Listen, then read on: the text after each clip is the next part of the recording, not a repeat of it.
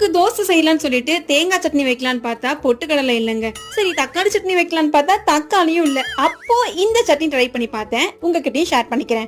இந்த சட்னி பண்றதுக்கு ஒரு சின்ன பாத்திரத்துல எண்ணெய், 1.5 டீஸ்பூன் அளவுக்கு கொத்தமல்லி, 1 டீஸ்பூன் அளவுக்கு சீரகம் போட்டு நல்லா இந்த மாதிரி வறுத்து எடுத்துக்கோங்க தனியா ஒரு பாத்திரத்துல. இப்போ அதே எண்ணெயில வந்து 1 கப் ஃபுல்லா வந்து சின்ன வெங்காயத்தை கட் பண்ணி வச்சிருக்கேன், அதை போட்டுக்கிறேன். 2 வரமிளகா அல்லது 2 பச்சை மிளகா போட்டுக்கோங்க. ஒரு 4-5 பல்லு பூண்டு, ஒரு சின்ன துண்டு இஞ்சி, இது எல்லாத்தையும் சேர்த்து கொஞ்சமா உப்பு போட்டு நல்லா வந்து வதக்கிக்கோங்க. இந்த வெங்காயம் நல்லாவே கோல்டு கலர் ஆகிற வரையும் வதக்கிக்கோங்க. கூடவே கொஞ்சமா கரி லீஃப் ஆட் பண்ணி நல்லா வந்து வதக்கி கொடுத்துக்கலாம். ஒரு 5 மினிட்ஸ்க்கு அப்புறமா நல்லா ஆறுனதுக்கு அப்புறம் ஒரு பெரிய மிக்ஸி ஜார்ல ஆட் பண்ணிக்கிறேன். இது கூட நம்ம ஃபர்ஸ்ட் வந்து வறுத்து வச்சிருந்த அந்த கொத்தமல்லி சீரகமும் அதுல ஆட் பண்ணிட்டு 2 டீஸ்பூன் அளவுக்கு தண்ணி ஆட் பண்ணி நல்லா மைய அரைச்சு கொண்டு வந்துருங்க. அவ்வளவுதாங்க, நம்மளோட இன்ஸ்டன்ட் சட்னி ரொம்ப சூப்பரா ரெடி ஆயிடுச்சு. எதுவுமே இல்லைன்னு சொல்லிட்டு இருக்கும் போது இந்த சட்னி ட்ரை பண்ணி பாருங்க. என்ன மாதிரி உங்களுக்கும் இந்த சட்னி ரொம்ப பிடிச்சு போயிடும்.